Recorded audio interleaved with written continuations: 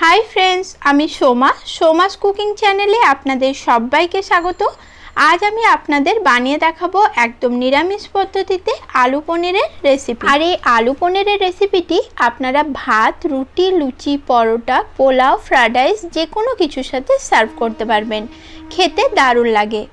पुजोर जेकोनो दिने अथवा निरामिष दिने झटपट आपनारा रेसिपिटी बानिये निते पारबेन। ताहले एखोनी रेसिपिटी देखे निन। भिडियोटी भालो लागले लाइक और शेयर करार अनुरोध रइलो। निरामिष पनीर आलू रान्ना करार जोन्नो प्रथमे आमी ग्यास अन करे कड़ाई बसिए निएछि।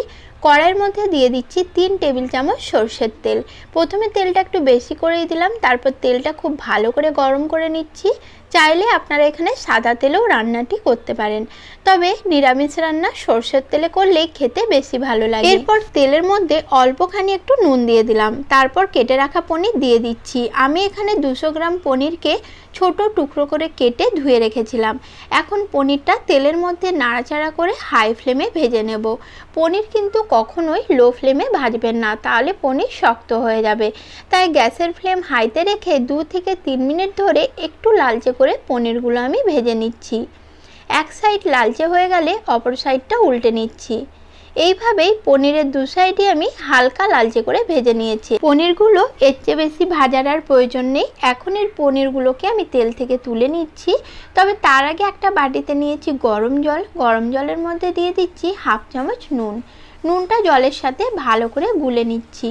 তারপরে গরম জলের মধ্যে পনিরগুলো আমি দিয়ে দিচ্ছি। পনিরগুলো এইভাবে ভেজে নেওয়ার পর গরম নুন জলে ভিজিয়ে রাখলে পনির কিন্তু একদম নরম তুলতুলে থাকবে। একবার হলেও আপনারা এইভাবে রান্না করে দেখবেন। তারপর যে তেলটা রয়েছে তার মধ্যে আমি দুটো মিডিয়াম সাইজের আলু ছোট টুকরো করে কেটে ধুয়ে রেখেছিলাম, সেই আলুগুলো দিয়ে দিলাম। এখন আলুগুলো নাড়াচাড়া করে আমি লালচে করে একটু ভেজে নেব। আলুগুলো ঢাকা দিয়ে ভাজার প্রয়োজন নেই, এমনি গ্যাসের ফ্লেম মিডিয়ামে রেখে লালচে করে ভেজে নিয়েছি। এখন এই আলুগুলো আমি তেল থেকে তুলে নিচ্ছি। তারপর বাকি তেলের মধ্যে দিয়ে দিলাম একটা গোটা শুকনো লঙ্কা ফোড়ন আর দিয়ে দিচ্ছি হাফ চামচ গোটা জিরা। এরপর দিয়ে দিচ্ছি দুটো ছোট এলাচ, 3টে লবঙ্গ ও এক টুকরো দারুচিনি। এই ফোড়নগুলোকে আমি 1 মিনিটের মতো লো ফ্লেমে ভেজে নিয়েছি। তারপর এখানে দিয়ে দিলাম 1 চামচ আদা বাটা আর দিয়ে দিলাম অল্প একটু হলুদের গুঁড়ো, যাতে আদা বাটার জলটা বেশি না ছিটিয়ে আসে। আদা বাটাটা আমি কয়েক সেকেন্ড মতো একটু ভেজে নিয়েছি।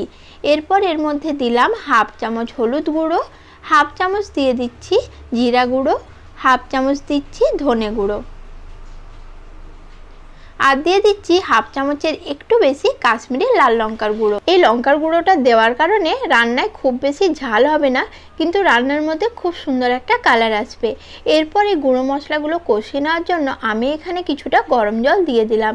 যে গরম জলের মধ্যে পনিরটা ভেজানো রয়েছে সেখান থেকেই 2 হাতা মতো গরম জল আমি এখানে দিয়ে দিলাম। এরপর মশলাগুলো 1 মিনিটের মতো কষিয়ে নিয়েছি। তারপর একটা বড় সাইজের টমেটো আমি বেটে রেখেছিলাম, সেটাও এখানে দিয়ে দিলাম। এখন আবারও মশলাগুলো ভালোভাবে নাড়াচাড়া করে 2-3 মিনিট ধরে আমি কষিয়ে নিচ্ছি। মশলার থেকে যখন তেল ছাড়তে শুরু করবে তখন এখানে আমি আরেকটি মশলার পেস্ট ব্যবহার করব, যার মধ্যে রয়েছে 10টা কাজু বাদাম। 10টা কাজু বাদামকে হাফ কাপ দুধের সাথে আমি বেটে নিয়েছিলাম, সেটাই এখানে দিয়ে দিলাম। এখন মশলাটা খুব ভালো করে মিশিয়ে নেব। আপনারা এখানে লিকুইড দুধও ব্যবহার করতে পারেন, আবার চাইলে গরম জলে পাউডার দুধ গুলেও ব্যবহার করতে পারেন। যে কোনো দুধই এখানে ব্যবহার করতে পারেন। মশলা আমি ভালো করে মিডিয়াম ফ্লেমে কষিয়ে নিচ্ছি।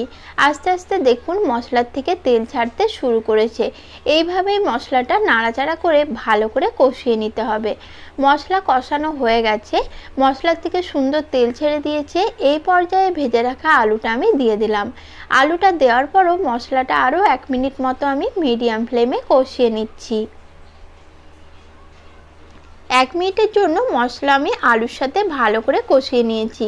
এখন এখানে আমি যে ভেজানো পনিরটা রয়েছে সেটা দিয়ে দেব আর জল সহ পনিরটা আমি এখানে দিয়ে দিচ্ছি। এরপর সব কিছু ভালো করে মিশিয়ে নেব। সব কিছু ভালো করে মেশানো হয়ে গেলে নুনের পরিমাণটা আপনারা এখানে টেস্ট করে নেবেন। যদি প্রয়োজন হয় তাহলে আরও কিছুটা নুন এখানে অ্যাড করে দিতে পারেন। এরপর পনিরটা আমি ঢাকনা দিয়ে রান্না হতে দেব 10 মিনিটের জন্য। তার আগে অল্প পরিমাণ একটু চিনি দিয়ে দিলাম। আপনারা এখানে 1 চামচ পর্যন্ত চিনি ব্যবহার করতে পারেন। আর দিয়ে দিলাম হাফ চামচ গরম মশলার গুঁড়ো। সব কিছু ভালো করে মিশিয়ে নিচ্ছি। মেশানো হয়ে গেছে। এখন গ্যাসের ফ্লেম মিডিয়ামে রেখে ঢাকনা দিয়ে ঢেকে রান্নাটা 10 মিনিট হতে দেব। 10 মিনিট পর ঢাকনা খুলে নিচ্ছি। মাঝে একবার ঢাকনা খুলে আমি নাড়াচাড়া করে নিয়েছিলাম। এখন দেখুন গ্রেভিটা অনেকটাই ঘন হয়ে গেছে। এই পর্যায়ে আমি এখানে 1 চামচের মতো ঘি অ্যাড করে দিলাম। তারপর একবার সব কিছু খুব ভালোভাবে মিক্স করে নিচ্ছি। এরপর গ্যাসটা অফ করে পনিরটা আমি সার্ভ করে নেব। আপনাদের হাতের কাছে ধনেপাতা কুচি থাকলে অল্প একটু ছড়িয়ে দিতে পারেন। পনির আলুর রেসিপি একদম তৈরি। আপনাদের রেসিপিটি কেমন লাগলো অবশ্যই জানাবেন। নমস্কার বন্ধুরা, সকলে ভালো থাকবেন।